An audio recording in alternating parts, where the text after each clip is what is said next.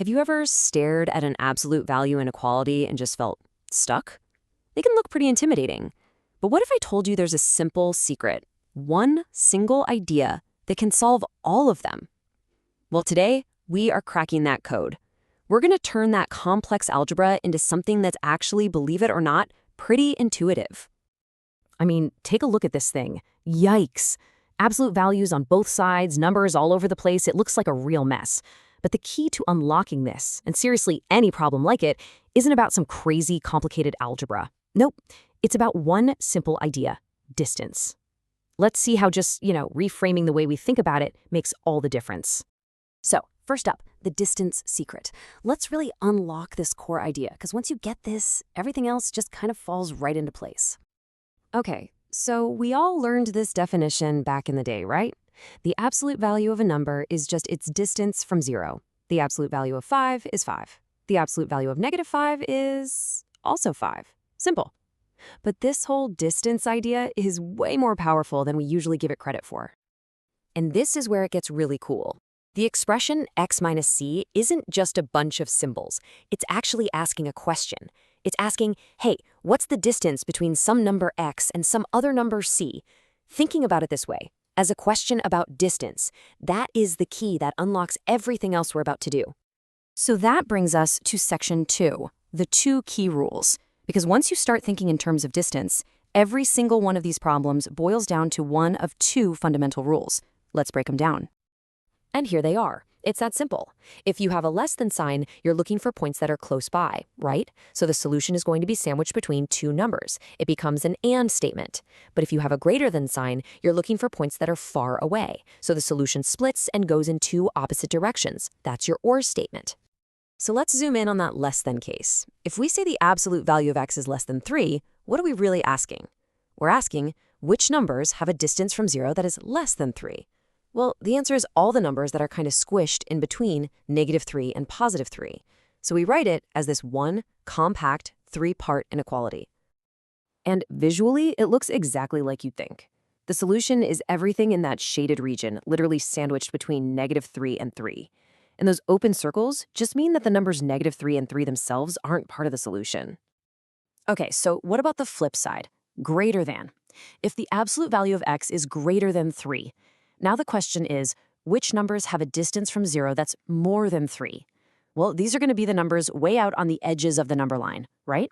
So our solution splits into 2 separate pieces: all the numbers less than -3 or all the numbers greater than 3. And here's what that looks like. It's the total opposite of the sandwiched situation.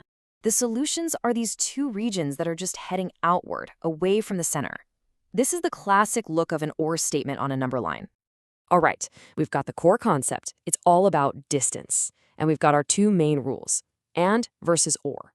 So now let's put it all together with a super clear step-by-step algebraic method that will work every single time. Here is your roadmap. Seriously, it doesn't matter how complicated the problem looks, you just follow these 3 steps. Step 1, there's that absolute value part all by itself on one side of the inequality. Step 2, use your rule, less than is and, or greater than is or, to rewrite the whole thing without the bars. And then, step 3, you just solve for the variable like you normally would. Okay, let's get our hands dirty and true this out with a classic example. We want to solve for all the values of x where the absolute value of x plus 3 is less than 5. So, step 1, isolate.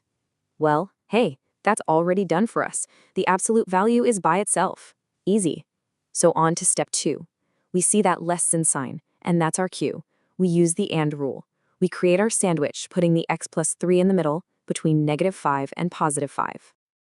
And now for the home stretch. Step 3, solve for x. To get x all by itself there in the middle, we just have to subtract 3. But here's the key. You have to do it to all 3 parts of the inequality. And that leaves us with our final answer. X is between -8 and 2. And look at that. Here is our answer right there on the number line. Just like we'd expect for a less than problem, the solution is this one continuous sandwiched segment. Any number you pick from that shaded area is going to make the original inequality true. Algebra is an amazing tool. It's powerful, it's reliable, but, sometimes seeing is believing. So let's check out a totally different way to look at these problems by actually turning them into a picture. Believe it or not, we can graph both sides of the inequality on a coordinate plane.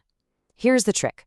The absolute value part will always make this signature V shape, and the other side is usually just a flat horizontal line. The solution to the whole problem is just where those two shapes interact.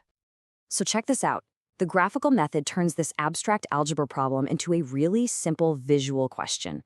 We just graph the V shape from the absolute value part, and we graph the horizontal line from the number on the other side. Now, since this is a greater than problem, the solution is simply all the x values where the V is physically above the line. And this gives us another really simple set of rules. Greater than just means where is the V above the line.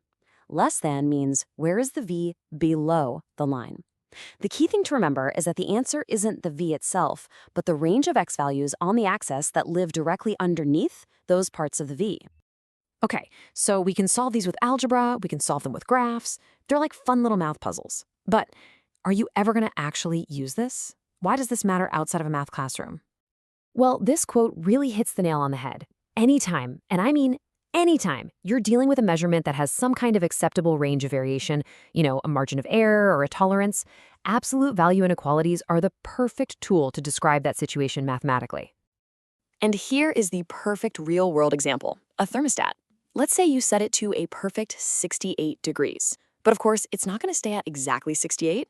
There's an acceptable tolerance, maybe 2 degrees. We can model this perfectly. The distance between the actual temperature, T, and our target, 68, must be less than or equal to 2. And when you solve that, you get the acceptable range, 66 to 70 degrees. See, it's a real-world sandwich. So it all comes back to that one key idea. Just think of absolute value as distance. That single insight lets you crack any of these single inequalities, and it's the first step to tackling even the really tough ones, like the monster we saw at the beginning. Which brings us to a final thought. How would you use that same distance logic to think about an inequality like this one? It's really just asking a question. For which number's x is the distance to 3 greater than twice the distance to 2.5? The tools are the same, but the puzzle is even more interesting. Thanks for tuning in.